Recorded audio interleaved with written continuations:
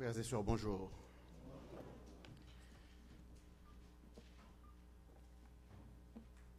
Il me fait plaisir d'être de retour à la maison. J'essaie de me souvenir, mais la dernière fois où je me suis retrouvé à ce poste ici, ça ne nous rajeunit pas du tout, mais je pense que ça fait à peu près 22 ans.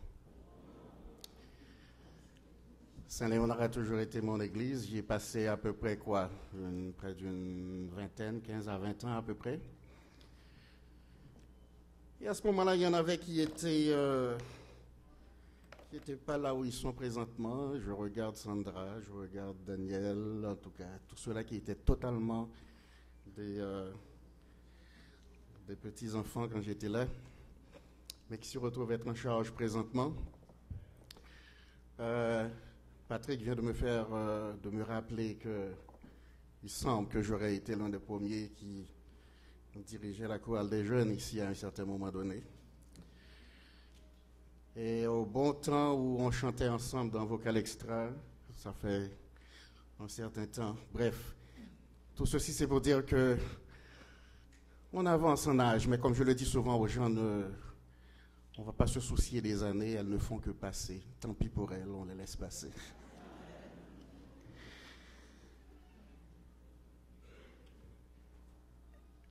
Ça me fait plaisir d'être ici parce que ces derniers temps, je me suis décidé, à chaque fois qu'on me demande de partager certaines réflexions, parce que, entre nous soit dit, moi je ne suis pas un prédicateur du tout, je ne fais que réfléchir avec les gens concernant les choses de la vie sur une base générale à la lumière de la parole de Dieu. Mais à chaque fois qu'on me demande de le faire, si j'ai la possibilité de le faire, je m'arrange pour faire les arrangements qui sont nécessaires. Ce matin, j'aurais dû être ailleurs pour une présentation dans un projet de la conférence orientée vers les jeunes adultes. Mais je me suis arrangé pour faire un certain arrangement de telle sorte à ce que je puisse être avec vous ici ce matin. Nous allons réfléchir ensemble ce matin sur un thème. Et le focus de notre présentation ce matin est la suivante. Les bonnes choses qui meublent notre vie peuvent se substituer très facilement à ce qui importe vraiment. Tout dépend de la façon dont nous composons avec ces bonnes choses-là. L'être humain s'est toujours questionné sur tout ce qui l'entoure. Il s'est posé des questions sur lui-même pour savoir son identité, qui il est, son origine pour déterminer d'où il vient, sa raison d'être pour découvrir pourquoi il existe, sa destinée pour se figurer où il s'en va. L'homme s'est aussi questionné sur ce qui lui arrive, ses joies, ses peines, ses désirs, ses déceptions et ses rêves. Il s'est aussi questionné sur ce qui arrive autour de lui, les famines, les sécheresses, les guerres, les tremblements de terre, toutes ces catastrophes naturelles et humaines et sociales qui affectent à la fois les coupables et les innocents, qu'ils soient croyants ou mécréants. L'homme s'est aussi posé des questions sur le remède à apporter aux problèmes du monde. Quelques-uns l'abordent en utilisant la philosophie, d'autres l'abordent en utilisant les loisirs et les plaisirs, qu'ils soient à la recherche d'un maximum de plaisir ou qu'ils soient à la recherche d'un plaisir partout. Cela qui répond au slogan qui dit « Mangeons, buvons, chantons, car demain nous mourrons ».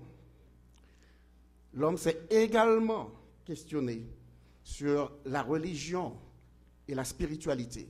Et là, les perspectives changent, dépendamment de qui. Dépendamment de qui parle. Si vous parlez aux Juifs, ils vont vous dire que le problème fondamental du monde, c'est l'exil, et la solution, c'est le retour à la terre promise. Si vous parlez aux bouddhistes, ils vont vous dire que le problème fondamental du monde, c'est la souffrance, et la solution, c'est le réveil par l'intermédiaire de ce nirvana. Si vous parlez aux musulmans, ils vont vous dire que le problème du monde, c'est l'orgueil, et la solution, c'est la soumission à Allah. Si vous parlez aux chrétiens, toutes dénominations confondues, ils vous diront que le problème fondamental du monde, c'est le péché, et que la solution, c'est le salut en Jésus-Christ. L'homme a toujours cherché aussi à donner un sens à sa vie par tous les moyens imaginables.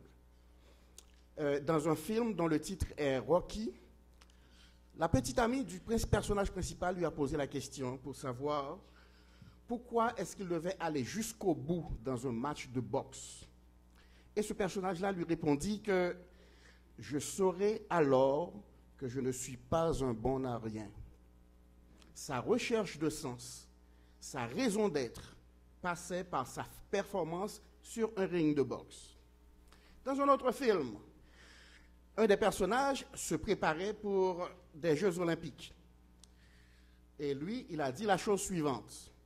À chaque fois qu'une épreuve commence, je n'ai que 10 secondes pour justifier mon existence. Pour lui, son existence se justifiait par l'intermédiaire des performances athlétiques. Si on parle de film, restons-y.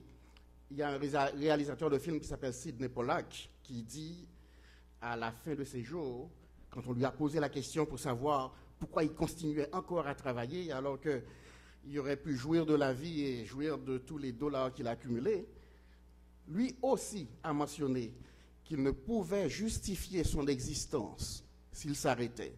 Le sens de sa vie passait par le travail qui faisait la production de films.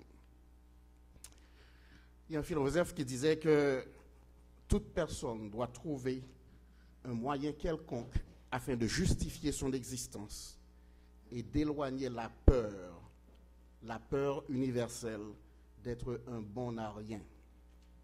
L'homme s'est toujours occupé à tenter de trouver un sens à sa vie par tous les moyens qui sont à sa portée.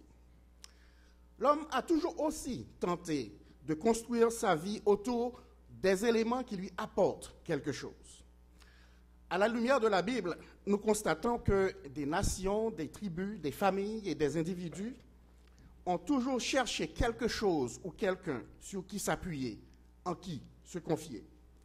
Il s'agit quelquefois de statuettes qui sont faites de bois, de pierre, d'argile ou d'or. Il s'agit à d'autres occasions de certains éléments de la nature tels la lune, les étoiles, le soleil et même les animaux. Nous aussi, en tant qu'individus, nous qui vivons dans ces temps qui sont dits plus modernes, nous aussi, nous nous accrochons à certains éléments qui sont appelés à faire une différence dans notre vie de chaque jour.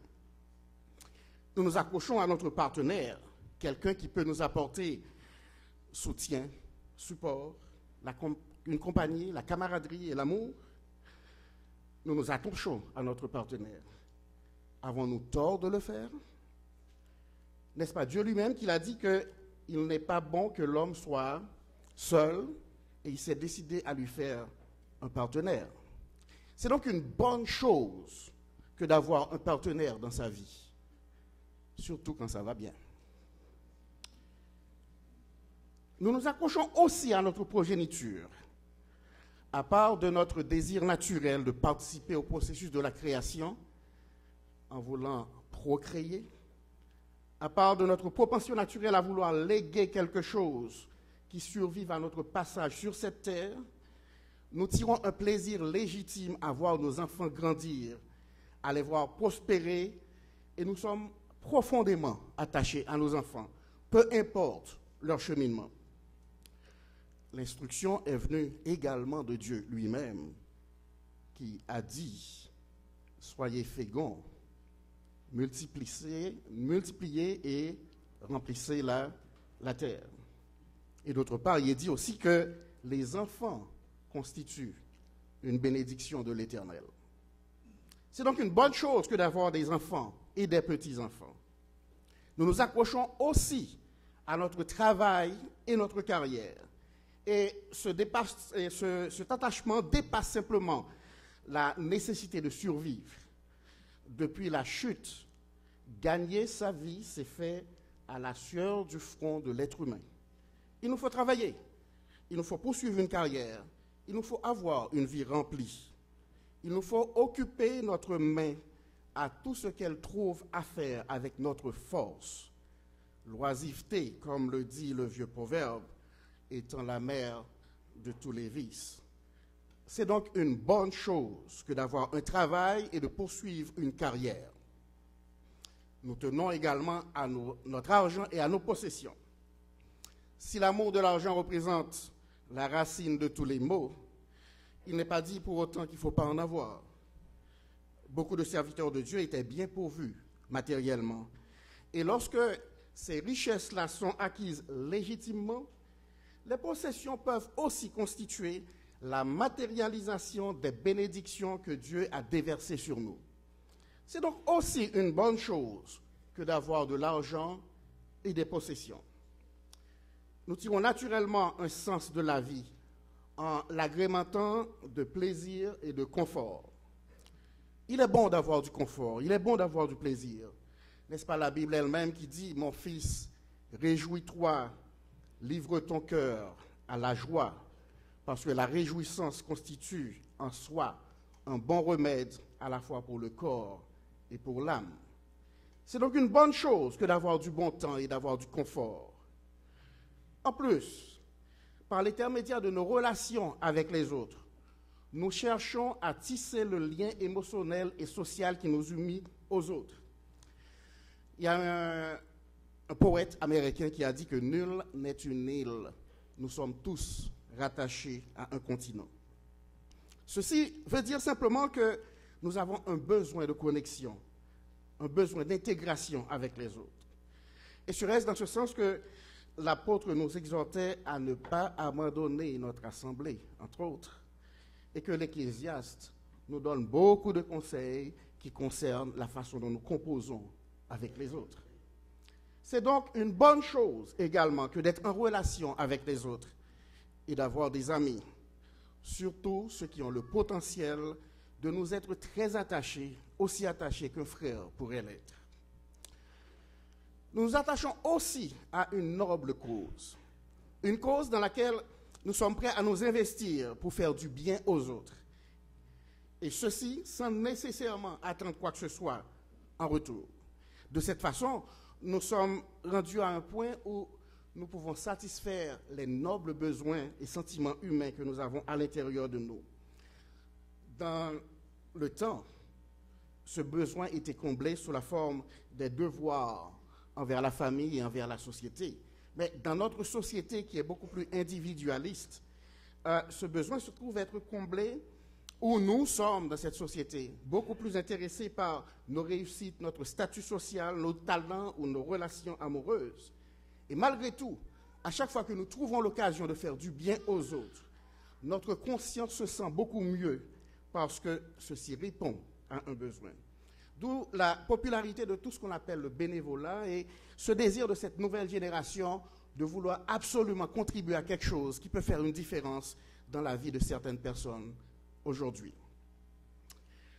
Nous nous attachons également à la religion et à la morale.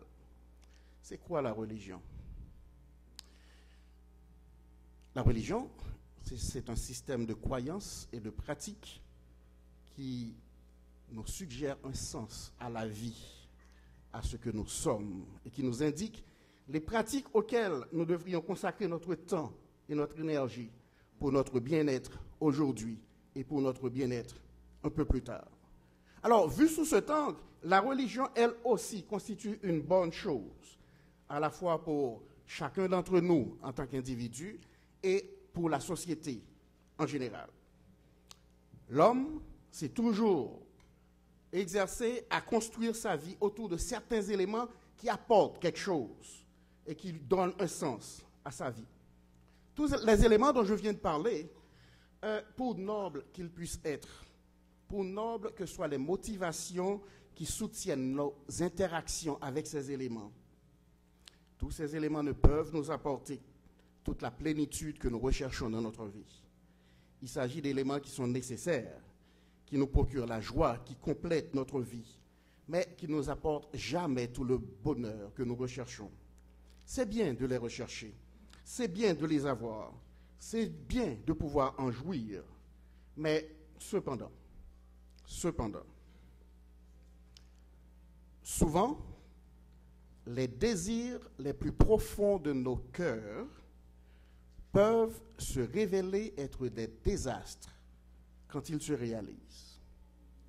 Souvent, les désirs les plus profonds de nos cœurs peuvent se révéler être des désastres quand ils se réalisent. Souvent, ce que nous voulons, même passionnément, peut bien être pour notre malheur. Alors, il nous reste à l'intérieur de nous un vide à combler. Nos âmes soupirent après quelque chose qui est plus grand que nous.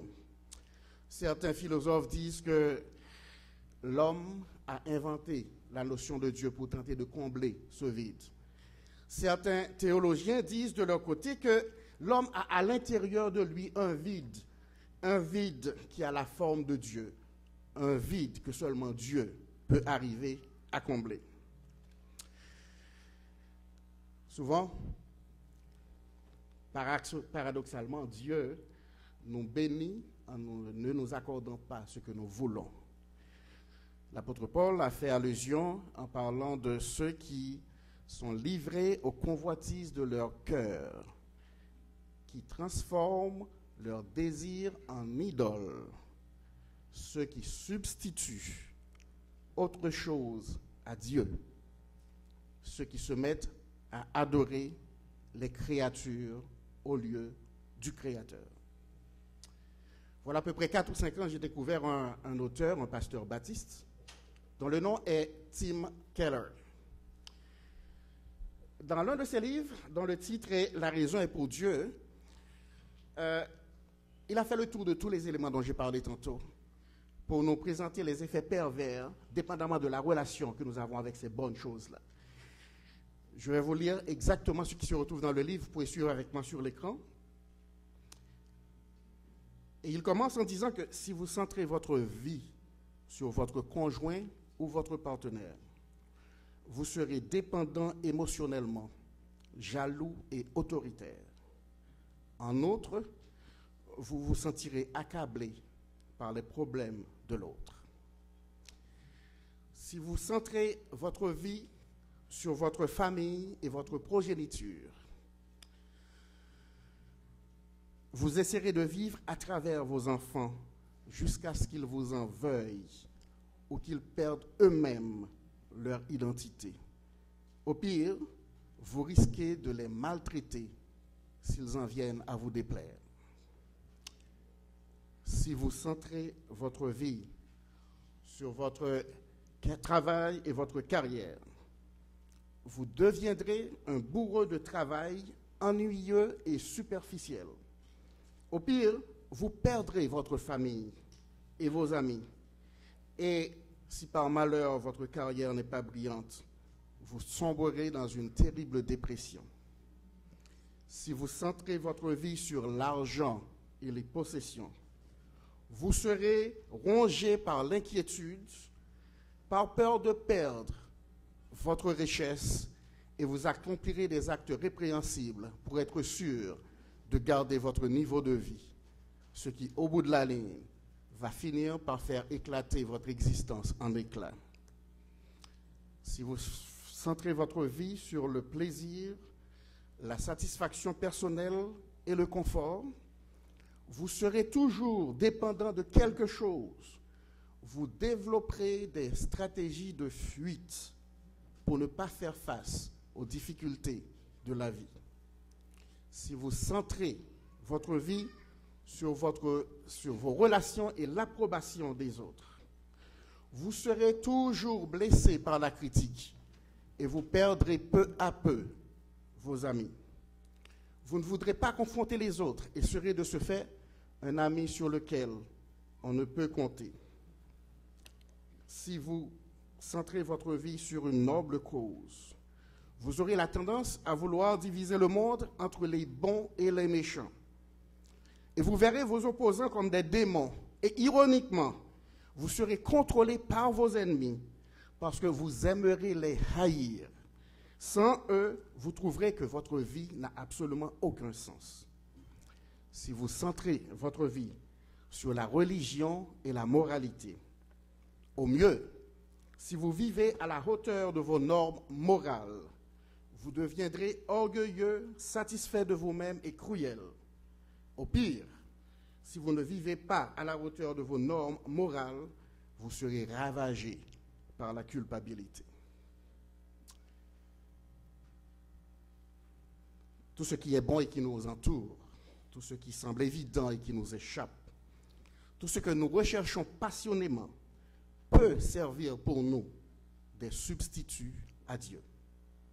Il s'agit d'éléments qui sont appelés à agrémenter notre vie, des éléments qui nous procurent un bien-être et du plaisir, mais aussi des éléments avec lesquels il nous faut savoir composer et composer à dessein, car si nous les transformons en point central de notre existence, au point que le sens de notre vie en dépend, là, il y a un problème.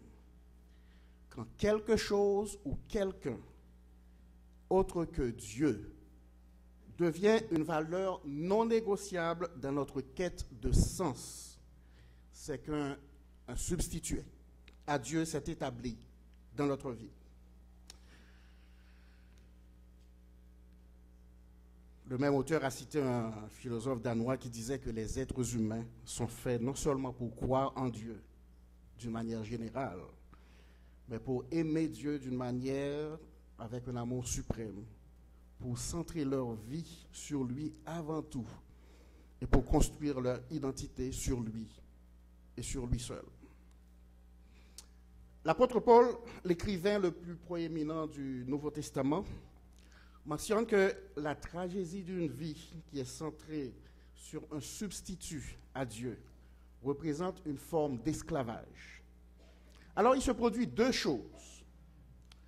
Si je mets toutes mes attentes sur ces substituts-là, que je parle de mes conjoints, de mon enfant, de mon travail, alors tous ces éléments, ils vont se sentir écrasés par le poids d'un fardeau qui ne leur revient pas. Si mon travail représente mon désir ultime, je vais ruiner ma santé et mes relations dans une recherche de succès, ce qui en retour va ruiner ma vie et le cycle continue. Si mon partenaire représente la raison de ma vie, cette personne aura la lourde tâche de me valoriser en tant que personne, une tâche qui lui est totalement impossible à réaliser. Si je dépends de mes enfants pour donner un sens et une valeur à ma vie, ils devront réussir quand je le veux et comme je le veux, ou bien leur vie deviendra un enfer. Alors, première situation, je mets trop d'attente sur ces éléments. Mais le contraire peut arriver également. Si mon focus est sur ces éléments, c'est peut-être eux qui vont représenter un fardeau pour moi. Ils seront alors pour moi ce qu'on peut appeler des maîtres fonctionnels. Je serai alors en train de les servir et leur obéir, croyant qu'il me les faut absolument dans ma vie pour vivre. Et pour soutenir ma dévotion avec eux, je vais m'investir de plus en plus. Et le plus que je m'investis, le plus qu'ils vont en réclamer, le plus qu'ils en réclament, le plus que j'investis et le cycle continue. Nous ne pourrons jamais avoir assez de quelque chose ou de quelqu'un qui n'est pas fait et qui ne peut nous donner ce qui nous montre fondamentalement. Si mon besoin fondamental, c'est la paix, les richesses n'y pourront absolument rien.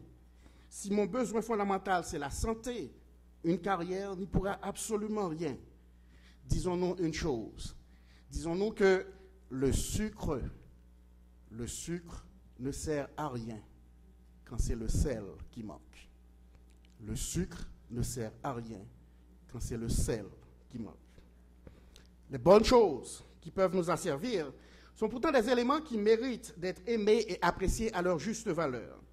Cependant, lorsque notre cœur aime d'une manière excessive, nous tombons dans des habitudes qui sont proches de la toxicomanie. C'est comme si nous sommes drogués, parce qu'un amour excessif va créer une angoisse excessive et incontournable lorsque le malheur frappe l'objet de nos plus grandes espérances.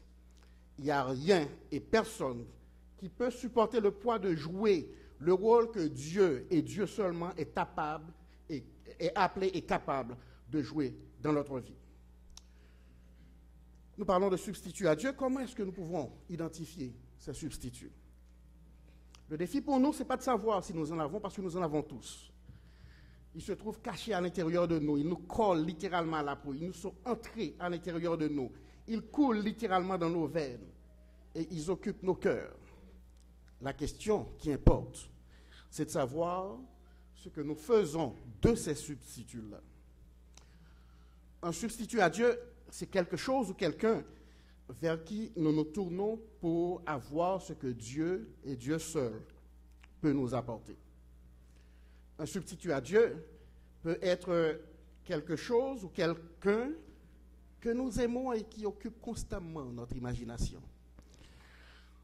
Il y a un archevêque catholique qui disait que notre religion est constituée de ce que nous faisons de notre solitude, quand nous sommes seuls, quand nous n'avons absolument rien à qui penser.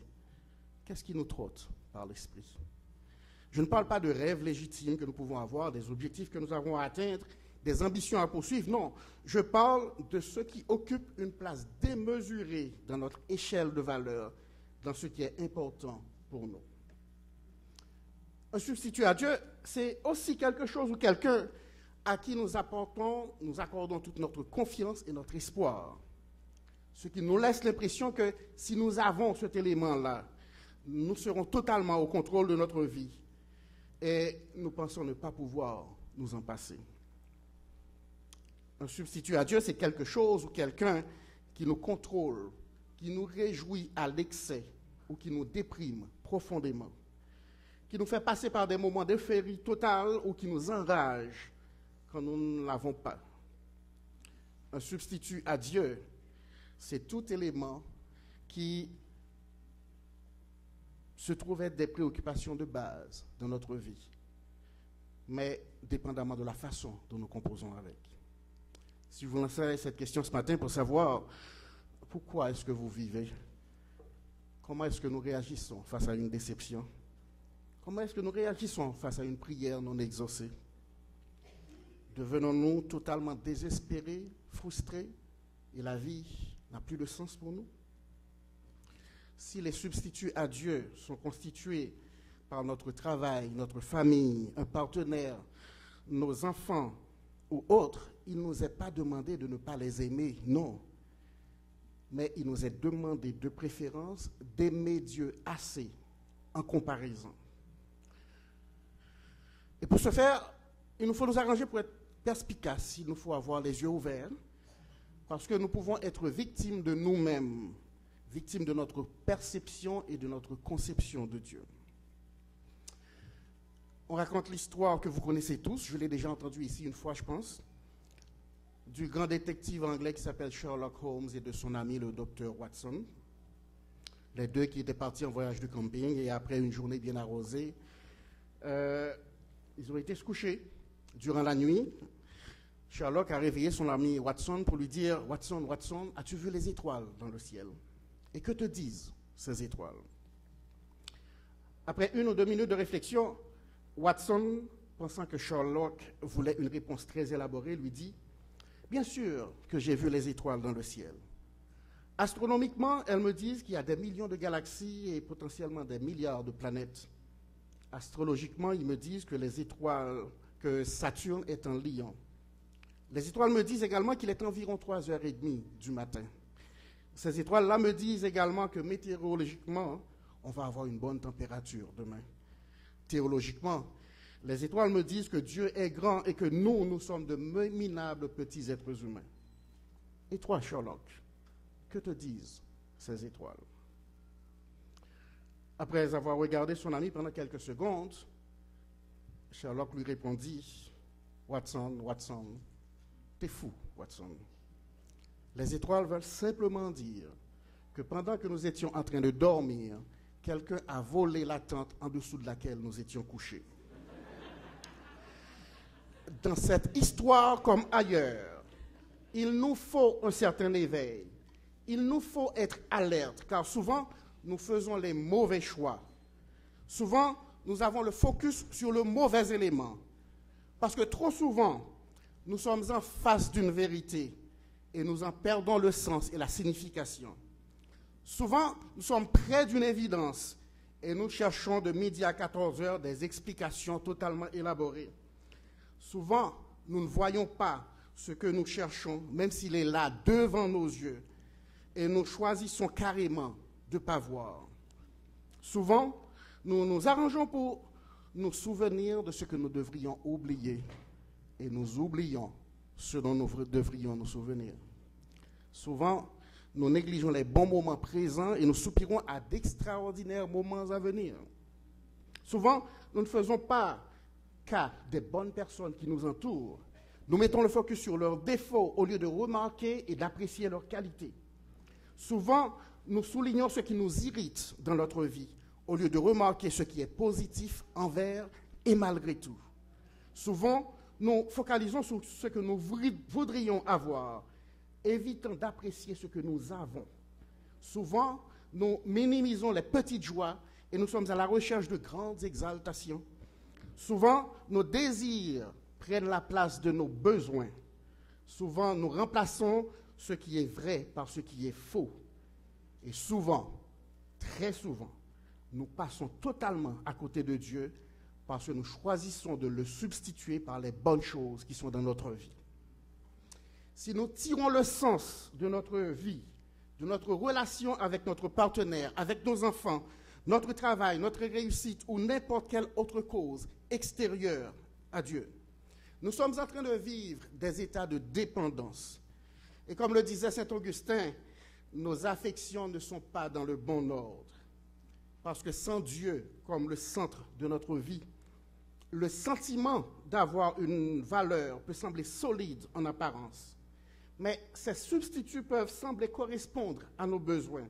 Mais en réalité, ils ne le sont pas du tout, car ils peuvent nous abandonner à tout instant. En dehors de Dieu, il n'existe pas de moyen d'éviter un sentiment d'insécurité. Même si nous disons que nous ne bâtirons pas notre bonheur ou notre valeur sur un être ou une chose, en fait, nous confions notre liberté et notre indépendance sur nous-mêmes. Si quelqu'un ou quelque chose nous menace, nous sommes totalement dépourvus de points d'ancrage. Quand de bonnes choses deviennent des fins en soi, nous devenons esclaves de ces éléments. Une vie qui n'est pas centrée sur Dieu mène nécessairement au vide, puisque peu d'entre nous arrivons vraiment à avoir ce que nous désirons au cours de notre vie. Il est très facile pour nous de croire que si nous avions beaucoup de richesses et de succès et de popularité, qu'enfin nous serions heureux et que notre vie serait totalement remplie. Mais la réalité peut nous conduire totalement au contraire. Construire et baser notre vie sur autre chose que Dieu nous fera souffrir non seulement en pensant à ce que nous désirons, mais aussi parce que nous avons ce que nous voudrions avoir.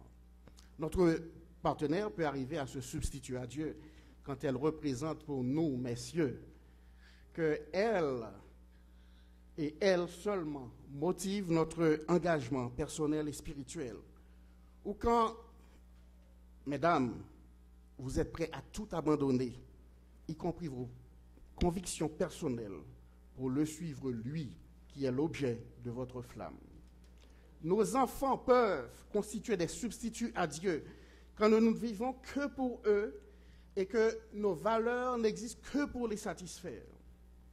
Notre argent ou nos possessions peuvent constituer des substituts à Dieu quand l'amour et la richesse constituent l'objet suprême de notre vie. Permettez que je dise quelque chose sur la religion. La religion peut aussi constituer un substitut à Dieu. Et ça peut arriver quand les points de doctrine sont élevés à un niveau où nous basons notre démarche spirituelle sur la justesse de notre interprétation de la Bible. Alors, nous laissons totalement de Dieu de côté et nous sommes attachés à ces points de doctrine. La religion peut constituer un substitut à Dieu quand nos dons spirituels et nos succès dans le ministère sont transformés en des fins en soi. Lorsque aussi nous pensons pouvoir contrôler Dieu et contrôler les autres par l'intermédiaire de nos performances morales et comportementales, quand nous transformons nos précisions doctrinales, notre succès dans le ministère ou notre rectitude morale, quand nous transformons tout ceci en des fins en soi, nous sommes confrontés à un conflit interne constant. Nous développons un certain niveau d'arrogance face aux autres parce que nous pensons que c'est nous qui avons la vérité et pas les autres. Et notre propre justification et l'oppression que nous nourrissons se manifestent dans nos rapports avec les autres. L'ancien président de la conférence générale, qui s'appelle John Paulson, disait quelque chose qui m'a retenu, que j'ai retenu et que j'ai gardé à l'esprit régulièrement. Il dit là-dessus qu'il est plus important d'aimer Dieu et les autres que d'avoir raison. Il est plus important d'aimer Dieu et les autres que d'avoir raison. Gardons en tête une chose, c'est que notre conception de Dieu, ce n'est pas Dieu. Si Dieu représente pour nous toujours plus que les notions que nous entretenons à son sujet, il est possible d'utiliser le nom de Dieu en passant totalement à côté de l'essence de Dieu lui-même. Nous pouvons, à chaque jour, penser pouvoir avoir affaire avec Dieu et être totalement sur le mauvais chemin. Chers amis, ce n'est qu'en construisant notre vie sur Dieu et sur son amour que nous pouvons tout entreprendre et tout affronter. Peu importe où nous en sommes dans notre vie personnelle, dans notre vie familiale, notre vie professionnelle ou sociale, peu importe les défis qui se dressent devant nous, peu importe nos joies, peu importe nos peines, peu importe nos succès et nos réussites, peu importe l'amour, la considération et la compréhension dont nous jouissons dans notre couple, dans notre famille, dans nos réseaux sociaux, gardons en tête que tout ceci peut ne constituer que des sables mouvants qui peuvent être totalement balayés par les vagues et les tsunamis de la vie. Quelle est pour nous l'importance de toutes les bonnes choses qui nous entourent? Occupent-ils la place qui leur revient ou sont-ils devenus nos maîtres fonctionnels et nos maîtres à penser? Ou bien même carrément des substituts à Dieu? Quelle place occupent-elles dans notre vie par rapport à notre relation avec Dieu? L'apôtre Pierre dit dans 2 Pierre 2, verset 19, que chacun est esclave de ce qui a triomphé en lui. Qu'est-ce qui vous arriverait ce matin si vous perdiez tout ce que vous possédez? Et si votre femme ou votre mari vous laissait tomber? Qu'en serait-il de vous si vos enfants sombraient dans les pires travers? Qu'arriverait-il avec vous si vous perdiez votre travail, votre argent ou vos possessions? À part du désarroi naturel à tout être humain dans de telles circonstances, pourriez-vous garder un équilibre, sachant que vous avez un point d'ancrage qui est solide et sûr? Serez-vous égal à vous-même? Perdrez-vous la foi ou perdrez-vous la tête? Qu'adviendrait-il de votre relation avec Dieu, de votre pratique religieuse, de votre pratique spirituelle? Quelle est la vraie mesure de votre foi? Est-ce qu'elle est emprisonnée dans la boîte de votre religion ou de votre dénomination? Ou est-ce qu'elle transcende les barrières sectaires parce qu'elle est branchée sur celui qui importe et qui importe vraiment? Notre identité doit venir d'abord de Dieu et de notre relation avec lui. Lui seul peut nous aider à avoir la bonne perspective dans nos relations avec notre conjoint, nos enfants, nos amis, notre famille, au sein de notre travail, notre carrière. En ce qui concerne le plaisir, le confort, les bonnes causes et la moralité, et même en ce qui concerne la religion et la spiritualité. Seulement Dieu peut nous donner la bonne perspective en composant avec ces bonnes choses-là. Il y a un grand théologien qui s'appelle C.S. Lewis qui affirme la chose suivante. Si dans cette vie, je nourris des désirs que rien dans ce monde ne peut satisfaire, je peux alors conclure que je ne suis pas fait pour ce monde et qu'un avenir meilleur m'attend. Chers amis, en tant qu'être humain, nous nous questionnons sur tout ce qui nous entoure. Nous cherchons à donner un sens à notre vie par tous les moyens imaginables. Nous nous accrochons à tous les éléments qui peuvent faire une différence notable dans notre vie. Mais par-dessus tout, qu'est-ce qui importe vraiment pour nous?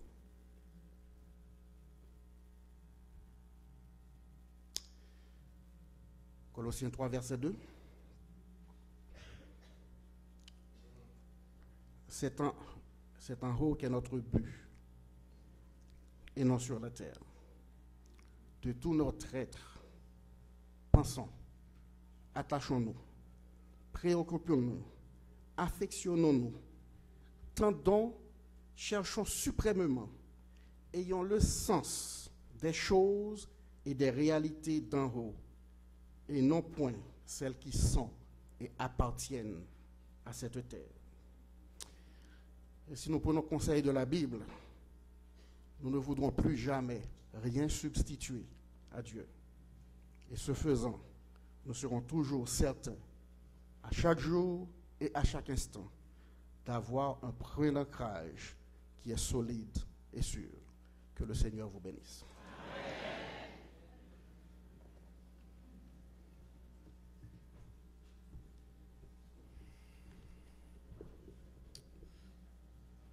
Nous remercions le Seigneur pour le don de sa parole.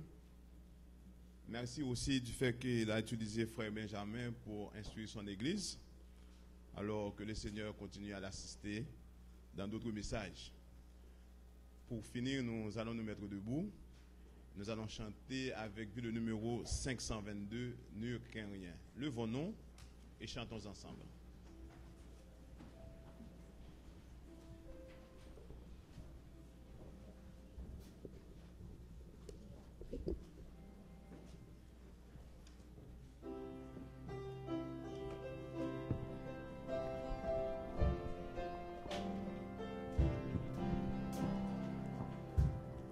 Ne crains rien, je t'aime, je suis avec toi.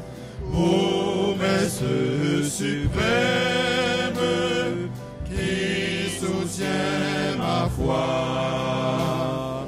La sombre vallée n'a plus de terreur. L'âme consolée, je marche avec mon Sauveur. Non, jamais tout seul. Non, jamais tout seul. Jésus, mon Sauveur, me garde. Jamais ne me laisse seul. Non, jamais tout seul. Non, jamais tout seul. Jésus, mon Sauveur, me garde. Je ne suis jamais tout seul. L'aube matinière ne lui court au jour.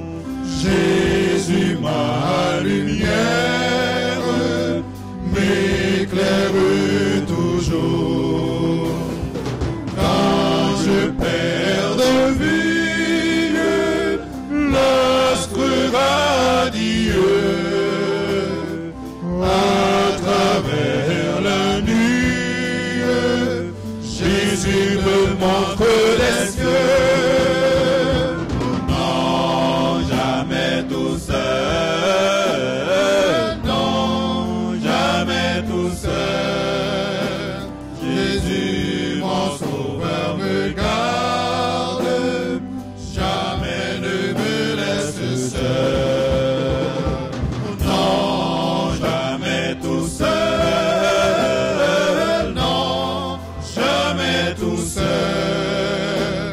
Jésus, mon sauveur, me garde.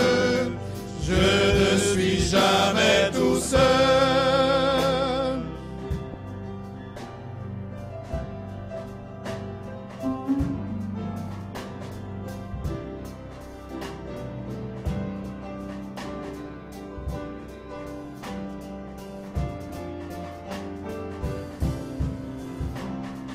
Les dangers accourent, subtils, inconnus. De près il m'entoure, plus près est Jésus, qui dans le voyage me redit c'est moi. Ne crains rien, courage, je suis toujours avec toi. Non, jamais tout seul, non, jamais tout seul. Jésus, mon sauveur, me garde, jamais ne me laisse seul. Non, jamais tout seul, non, jamais tout seul. Jésus, mon sauveur, me garde, je ne suis jamais tout seul.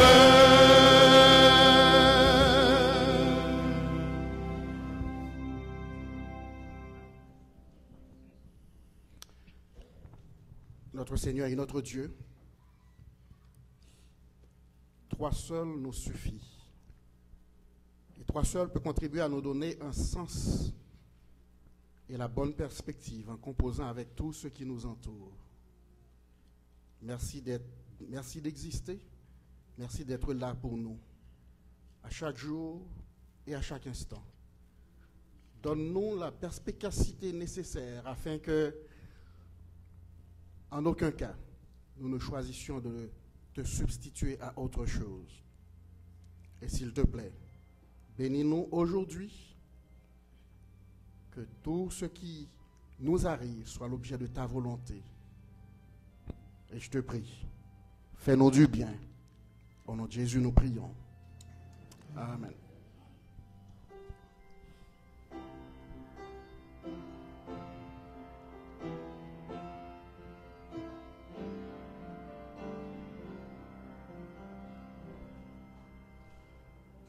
Ô Seigneur, bénis la parole que nous venons d'ouïr. Ne permets pas qu'elle s'envole de notre